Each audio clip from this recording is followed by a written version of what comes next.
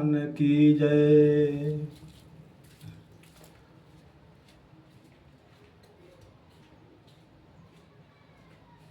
जय राम सिया जय राम सिया, जय राम सिया जय राम सिया, जय राम सिया जय राम सिया, जय राम सिया जय राम सिया, जय राम सिया जय राम सिया, जय राम सिया जय राम सिया, जय राम सिया जय राम सिया, जय राम सिया जय राम सिया।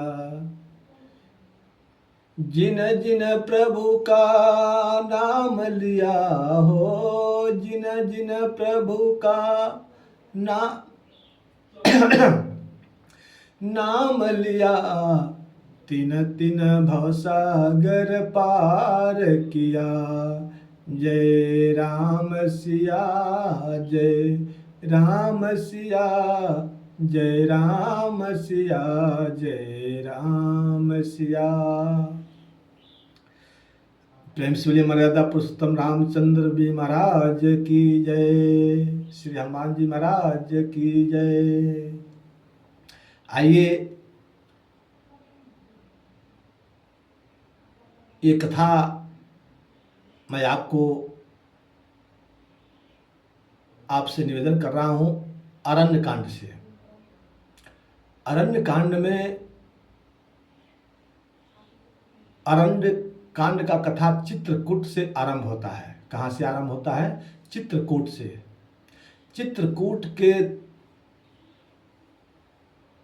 तट पर, और वहीं चित्रकूट के तट पर एक फटिक शिला है जहाँ प्रभु राम और माता सीता विराजे थे। तो भरत जी और पूरे अयोध्या के माताएं, गुरुजन, मंत्रीजन सबको वापस होने के बाद यहाँ से अरण्य कथा आरंभ होता है। जब उस चित्रकूट पर प्रभु विराजमान थे तो देवतागण आकाश मार्ग में सब कोई आकर के इनका आनंद ले रहे थे। बाल लीला का मतलब वन का लीला का आनंद ले रहे थे। उसी समय जंत आया। देखिए, जंत किसका पुत्र है? देवराज इंद्र का, जो देवताओं के सम्राट है, मालिक है, राजा है, उनके पुत्र जयंत। और देवराज इंद्र बड़े सुशोभित सुंदर भी है।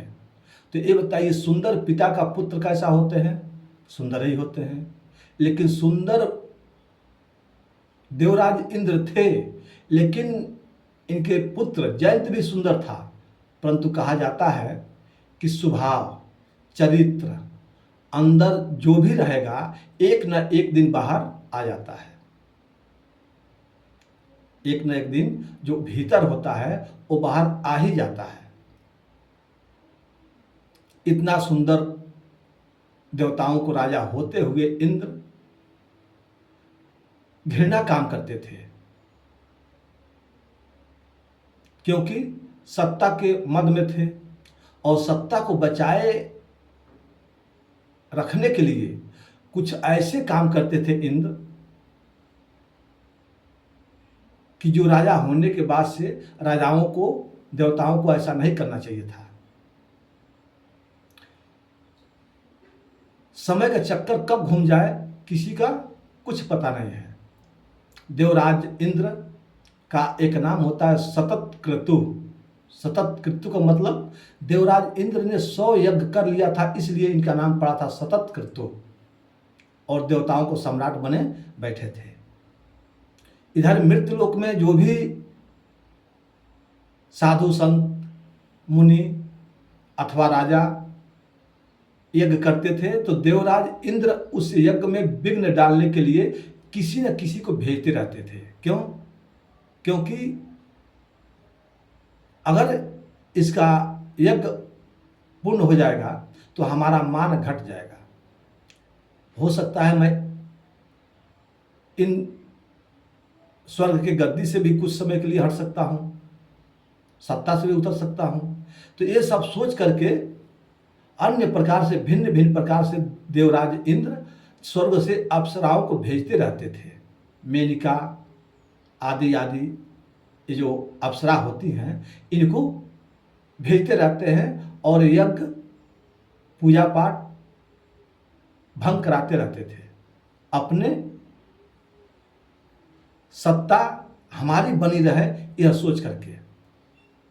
और किसी का समय एक बराबर नहीं होता है, किसी का समय एक बराबर नहीं होता है, चाहे हमारा हो चाहे आपका हो या किसी देवी देवता का भी हो। जब भगवान का समय एक बराबर नहीं हो पाया तो हमारा आपका समय एक बराबर हो सकता है। आज देखिए त्रिभुवनपति मानव लीला में इनका वनवास हुआ कि नहीं हुआ? तो जब परमात्मा का समय एक जैसा नहीं हो सकता है तो हमारा आपका हो सकता है। परंतु परमात्मा का जो समय होता है वो लीला करने के लिए होता है। वो लीला करने के लिए कि उनके लीला से, उनके चरित्र से हम सब मानव लोग देख करके सुन करके हमारी आपकी कल्याण हो सकती है। इसलिए परमात्मा ने वो लीला किया। आइए लीला के वर्णन करते समय में अरण्य कांड में देवराज इंद्र का पुत्र जयंत, जैसे पिता कभी कभी घृणा काम करते थे उसी तरह से जयंत भी घृणा काम कर रहा था। क्या कर रहा था? देखिए सबसे ज्यादा घृणित काम क्या होता है? दूसरे का पत्नी का अपमानित। इससे ज्यादा घृणा काम शायद कुछ नहीं होता है। अच्छा, साधारण मानव की पत्नी हो तो कुछ और बात होती है, परंतु सम्मानीय पुरुष का पत्नी का और कोई अपमानित करे तो ये बात बहुत जल्दी फैल जाती है। इधर इंद्र का पुत्र जयंत आया, देखा भगवान और देवी सीता विराजमान हैं। उसी समय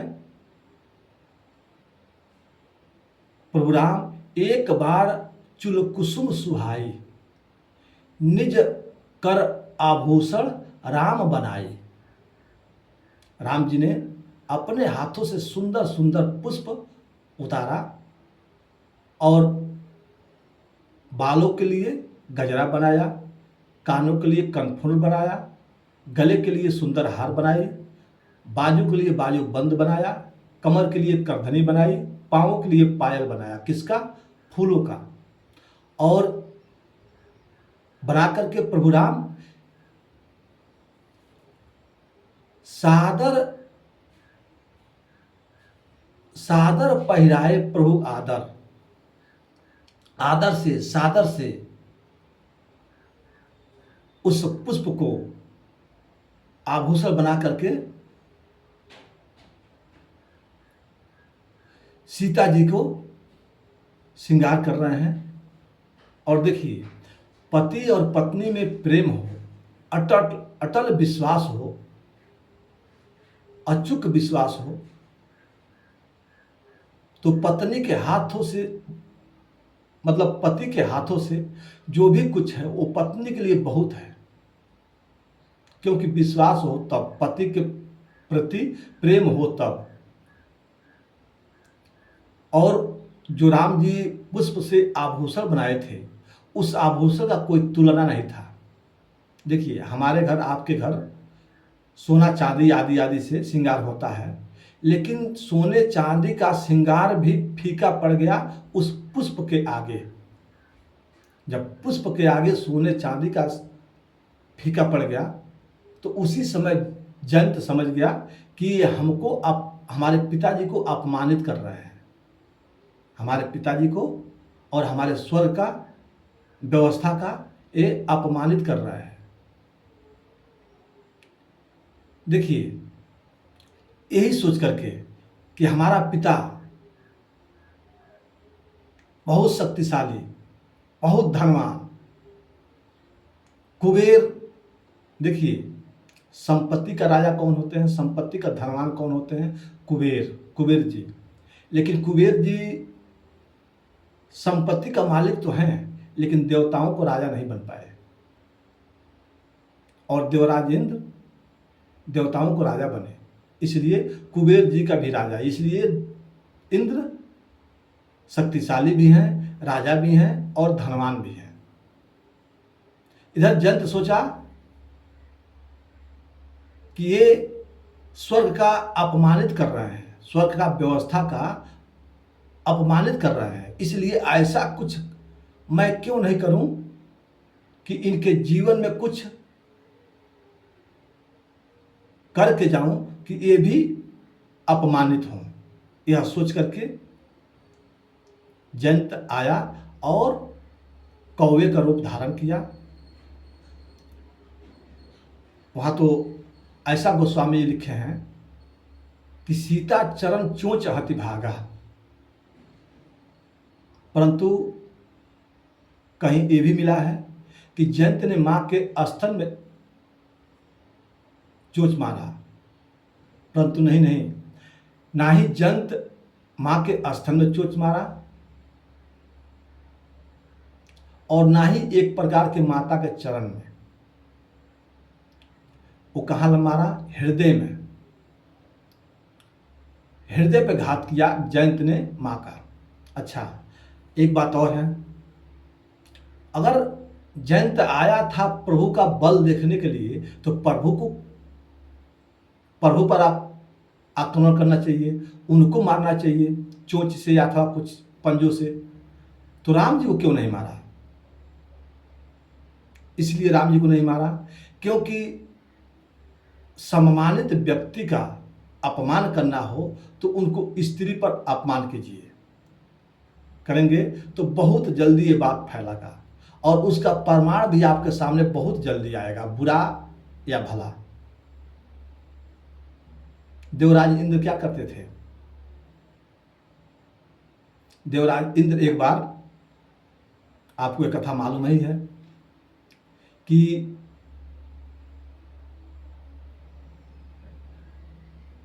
गौतम जी के नारी अहिल्या जी पर, अहिल्या जी के पास यही देवराज इंद्र काम के वशीभूत होकर के गौतम जी का रूप धारण करके और गुप्त विधि से छुप करके इनके आश्रम में आए थे। जिस समय चंद्रमा ने मुर्गा बन करके भोर का संकेत किया था। ये घृणा काम होता है कि नहीं? और इतना ही तक नहीं, भक्त प्रहलाद के माता कयाधु जिस समय हिरण्यकश्यपु तपस्या करने गए थे, उस समय देवराज इंद्र माता कयाधु का भी हरण किया था। जिस समय नारद जी उसको, देवराज इंद्र को समझाए कि देखो देवराज इंद्र, तुम राजा हो और तुम्हें ये सब शोभा नहीं देता, और इस समय ये माता कयाधु पेट से भी हैं, बहुत आदि आदि समझाने के वजह से नारद जी को बात मान करके कयाधु को मुक्त कर दिया, यानी छोड़ दिया। तो उसी समय नारद जी ने अपने आश्रम में रखा और सुंदर सुंदर वाणी, सुंदर सुंदर प्रभु के चरित्र कथा माता कयाधु को श्रवण करा रहे थे, जिसमें प्रहलाद जी गर्भ में बैठे श्रवण कर लिए और मन ही मन नारद जी को अपना गुरु मान लिए थे। और जब मन ही मन गुरु मान लिए थे तो आपको पता है इनके पिता हिरण्यकश्यप भगवान से कितना द्वेष कर रहे थे, कितना शत्रुता भाव रख रहे थे, परंतु भक्त प्रहलाद भगवान से कितना प्रेम कर रहे थे। यहाँ तक प्रहलाद जी ने अपने पिता को त्याग कर दिया। तेजहु पिता प्रहलाद, प्रहलाद जी ने त्याग कर दिया कि हे पिताश्री, यदि भगवान को आप नहीं मानेंगे तो मैं आपको नहीं मानूंगा, अथवा आपके धन संपत्ति से मेरा कोई नाता रिश्ता नहीं होता है। परिणाम स्वरूप क्या हुआ? आपको भक्त प्रहलाद जी का चरित्र आपको पता ही है कि अंत में प्रहलाद के पिता हिरण्यकश्यप इतने गर्म होकर के बोले, अरे मूर्ख प्रहलाद, तेरा भगवान कहाँ है? प्रहलाद जी मुस्कुरा करके बोले, पिताश्री ये मत पूछिए मेरा भगवान कहाँ है, ये पूछिए कि मेरा भगवान कहाँ नहीं है। अच्छा, सर्वत्र है? हाँ, सर्वत्र है। हम में तुम में इस खर खम में घट घट व्यापत राम, सर्वत्र है। अच्छा, तो इस खम्भे में है? तो हाँ, इस खम्भे में भी है। खम्भे की तरफ संकेत किया। क्रोध भरे अहंकारी हिरण्यकश्यपु खम्भे के पास जाता है और एक मुक्का का प्रहार करता है। मुक्के के साथ खम्भा फट जाता है और भगवान भक्त के वचन का रक्षा करने के लिए नरसिंह के रूप में प्रकट हो जाते हैं। प्रेम से बोलिए नरसिंह भगवान की जय। तो भगवान का रक्षा किया कि नहीं? तो कहने का तात्पर्य यह है, जैसे देवराज इंद्र काम का वशीभूत थे, उसी तरह से उनका पुत्र जयंत भी जहां सम्मानित व्यक्ति को देखता था तहां अपमानित करने का इसके अंदर भाव आता था। तो यह सोच करके सीता जी के हृदय में प्रहार किया। माता जी ने नहीं बताया कि प्रभु को अगर बता दूंगी तो हमारे प्रभु इसका प्राण हर लेंगे, लेकिन चला रोदिल रघुनायक जाना। रघुनाथ जी जान गए कि ये मूर्ख मेरा बल देखने आया है, इसलिए कौवा को मारने के लिए एक तिनका ही काफी होता है। तो अपने कुशा आसन से दो कुशा निकाले, एक को झुका करके बाण बनाया, दूसरे को आमंत्रित करके उस बाण को जो झुका करके धनुष बनाए थे उस पर एक तिनके को रख कर अनुष्ठान किया और जयंत के पीछे छोड़ दिया। लगा भागने। धरि निज रूप गयो पित पाही, राम विमुख राखा तेहि नाहि। जब भागते भागते वहां गया, पिताश्री बचा लीजिए, पिताश्री बचा लीजिए, क्या हुआ? दुष्ट तूने क्या कर दिया? कहाँ गया था? जयंत बोला, पीछे देखिए। अच्छा, ये क्या है? कहाँ गया था? जयंत बोला, पिताश्री मैं चित्रकूट गया था। चित्रकूट? हाँ, क्या करने के लिए? क्या किया वहाँ? तो वहाँ प्रभु राम और देवी सीता विराजमान थे। वहाँ मैं भूल से, गलती से अपराध कर दिया कि उनके हृदय में चोंच से मार दिया। अब देखिए, इतना जहां सुना तो इंद्र बोला, चोंच से मार दिया था? हाँ। तो भाई तेरे पास चोंच आया कहां से? देखिए, जो बालक जन्म लेता है उसके माता पिता अच्छी तरह से उसके स्वभाव को, उसको अंग को देखते हैं। आँख, नाक, कान, हाथ, पैर सब दिखाई देता है ना कि मेरा बालक बहुत सुंदर है, बहुत सुंदर है, या ऐसे है या वैसे है। बालक को माता पिता देखते हैं।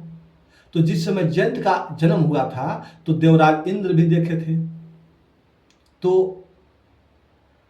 वो चक्कर में पड़ गए कि भाई ये कह रहा है चोंच से प्रहार किया, तो इसके पास चोंच आया कहां से? चोंच तो पक्षियों के पास होता है ना, चिड़ियों के पास होता है, इसके पास चोंच कहां से आया कि जिस चोंच से प्रहार किया? इंद्र बोले कि दुष्ट, तू क्या कोई रूप धारण किया था? अतः हाँ पिताश्री, कौवे का रूप धारण करके चोंच से प्रहार किया। देवराज इंद्र बोलते हैं, मूर्ख कहीं का, यदि तू बना भी तो कौवा बना। अरे हंस क्यों नहीं बन गया? और पक्षी ही बनना था तो तुमको हंस बनना चाहिए था, तुमने कौवा बना। तुम्हारा तुमने मेरा नाम मिट्टी में मिला दिया। जयंत बोला, पिताश्री यदि आप हंस के चरित्र हमारे अंदर भरे होते तो मैं हंस बनता और आज चित्रकूट में जाकर के परम हंस बन करके आता। परंतु जैसा आपका स्वभाव है वैसा मेरा स्वभाव है। देखिए, इसी से कहा जाता है कि अपने पिता को, अपने पुत्र को, अपने औलाद को कभी भी अच्छी शिक्षा देना चाहिए। आज जयंत अपने पिता को उल्टा बोल रहा है, नहीं बोल रहा है कि यदि आप हंस की चरित्र, हंस का स्वभाव हमारे भीतर भरे होते, संस्कार दिए होते तो मैं आज हंस बना होता और वहां जाकर के परम हंस बन करके आता। परंतु आपने ऐसा भाव हमारे अंदर भरा नहीं, क्योंकि पिता का चरित्र कहीं न कहीं पुत्र के अंदर आता है। पिता क्या करता था, इंद्र क्या करते थे, किसी उसका हरण करते थे, कहीं उसके पास चले जाते थे। अभिलाषी थे ना, इसलिए काम के वशीभूत होकर के कहीं यहाँ कहीं वहां गलती किया ही करते थे। तो पिता का स्वभाव पुत्र में आता है, इसलिए कभी भी अपने पुत्र को अच्छे मार्ग दिखाना चाहिए। हर जगह अच्छी बातों से संस्कार अपने औलाद में भरना चाहिए, नहीं तो वही हाल होगा जो आज इंद्र का हो रहा है कथा के माध्यम से।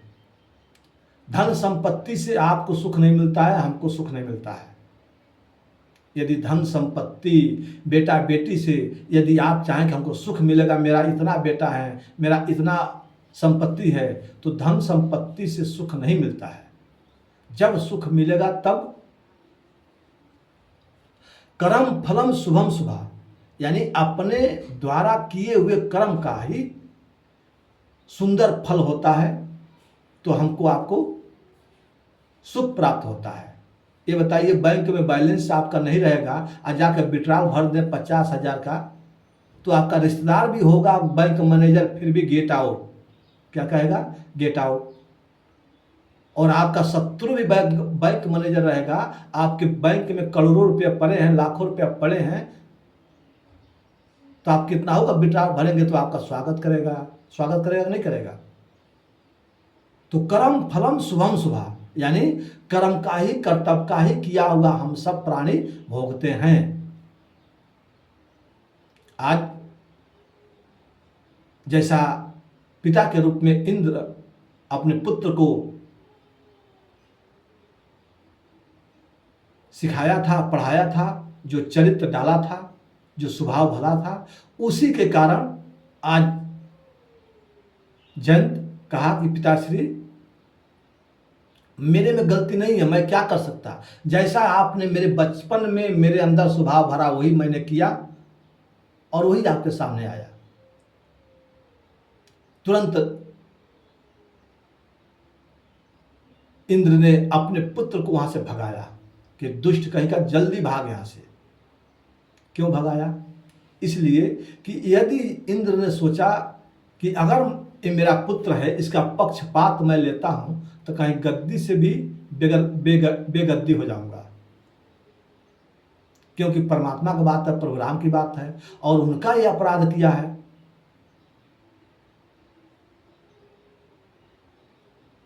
अब वहां इंद्र ने भगाया, जयंत ने भागा। कहाँ भागा? सीधे गया ब्रह्मलोक, ब्रह्मा जी के पास। हे विधाता ब्रह्मा जी, बचाइए बचाइए। ब्रह्मा जी बोले क्या हुआ? कि पीछे देखिए क्या है। जहां विस्तार से जयंत बताया कि मैं सीता के हृदय में कौवा बन करके प्रहार कर दिया और राम जी मेरे पीछे एक तिनका को ब्रह्मास्त्र बना करके मेरे पीछे छोड़ दिए हैं। क्योंकि कौवा को मारने के लिए धनुष बाण की आवश्यकता नहीं है। क्योंकि यहाँ प्रश्न लोग पूछते हैं कि भगवान के पास धनुष बाण था तो तिनके बाण क्यों बनाया? इसलिए बनाया कि एक पक्षी को, एक कौवे को मारने के लिए भगवान अपना अस्त्र शस्त्र चला करके उसका अपमानित क्यों करें? क्योंकि जो एक तमेचा का नहीं है उसके ऊपर बाण चलाना कोई अच्छा है? इसलिए भगवान ने, और एक लक्ष्य और था, क्या? क्योंकि ये मूर्ख मेरा बल देखने आया था, जयंत ने मेरा बल देखने आया था।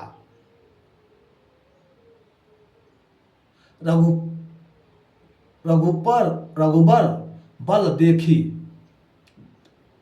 रघुबर का भगवान का बल देखने का इच्छा था, तो ये हमारा बल देखने आया था। तो आज इसको पता चल जाएगा कि जो राम के पास एक तिनके को ब्रह्मास्त्र बनाने का शक्ति है, उस राम की बाहों में या उनके भीतर कितना शक्ति होगा, आज इस दुष्ट को पता चल जाएगा। यह सोच करके भगवान ने तिनका ही को ब्रह्म अस्त्र बना करके छोड़े थे। भागे भागे ब्रह्मलोक में जब गया, ब्रह्मा जी बोले तो ब्रह्मा जी भी बोले जल्दी दुष्ट यहाँ से भाग, नहीं तो उन्होंने तो एक ब्रह्मास्त्र बना के छोड़ा, दूसरा मैं छोड़ दूंगा। वहाँ से भागते भागते जैन कैलाश भगवान भोलेनाथ के शरण में जाता है। भोलेनाथ ने त्रिशूल का इशारा किया, देखिए कहीं गया परंतु जंतु को कोई बैठने का नहीं कहा। 3 लोक 14 भुवन भागा जयंत, परंतु काहू न बैठन कहा न ओहे, कोई उसको बैठने के लिए तक नहीं कहा, भाग रहा है। तब तक नारद जी की दृष्टि पड़ती है। नारद देखा विकल जयंता, लागी दया कोमल चित संता। संत बहुत दयालु होते हैं। इधर भगवान, और भगवान बड़े कृपालु होते हैं। संत दयालु तो भगवान कृपालु।